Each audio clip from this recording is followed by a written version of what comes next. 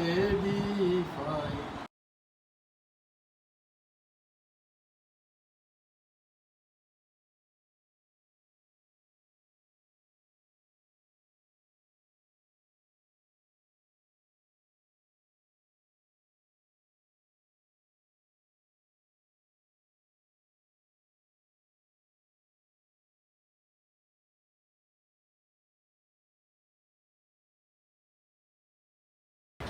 আমি সবসময় বলি সুস্থ থাকা আল্লাহর বড় একটা নিয়ামত।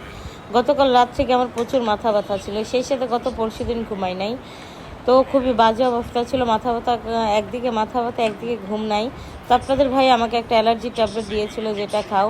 ওই একটা অ্যালার্জির ট্যাবলেট খেয়ে আমার আরও বেহাল দশা হয়েছে, আমি সারা দিন রাত ঘুমাচ্ছি। তো যাই হোক, সন্ধ্যার সময় আপনার ভাই আম কেটে দিল, আম খাচ্ছি, কোনো কিছুই ভালো লাগছে না।